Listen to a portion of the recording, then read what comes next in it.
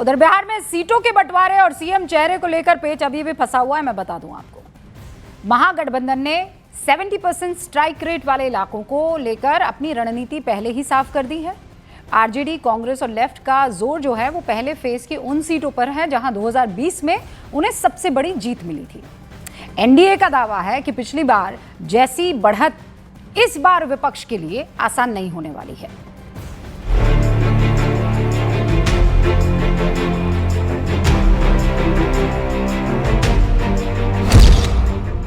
बिहार विजय के लिए आरजेडी का प्लान तैयार। 70% स्ट्राइक रेट वाले इलाके पर आरजेडी की नजर। क्या इस बार आसान है महागठबंधन की डगर? बिहार विधानसभा चुनाव 2020 का पहला चरण शाहबाद और मगध की 71 सीटों पर हुआ था।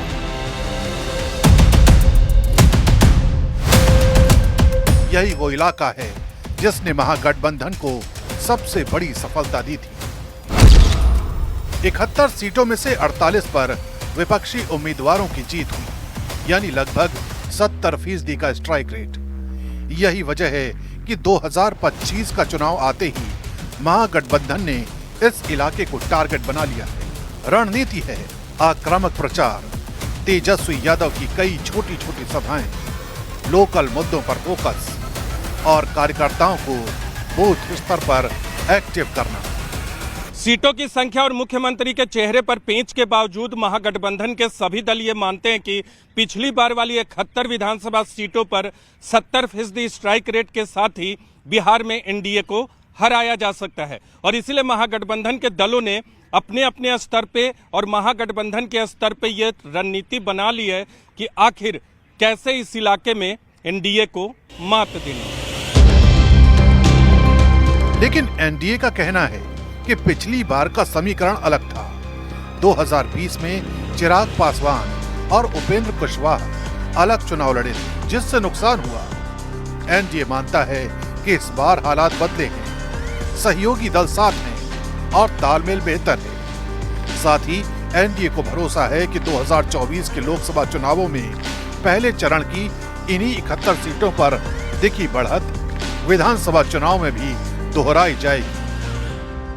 बूथ प्रबंधन को लेकर के भी हमने काफी काम किया है और इसीलिए हम एक शानदार स्ट्राइक रेट के साथ इन सीटों पर भी इस बार जीत दर्ज करेंगे। इसलिए कि 225 सीटों का अगर लक्ष्य हासिल करना है तो ये पहले चरण की जो सीटें 2020 के विधानसभा की हैं, इनमें शानदार प्रदर्शन भी उतना ही आवश्यक होगा।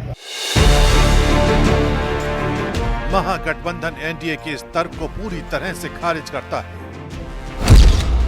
आरजेडी का कहना है कि चिराग पासवान और उपेंद्र कुशवाहा 2024 में एनडीए के साथ थे, फिर भी इंडिया ब्लॉक ने इन 71 विधानसभा सीटों में पड़ने वाले ज्यादातर संसदीय क्षेत्र जीते थे।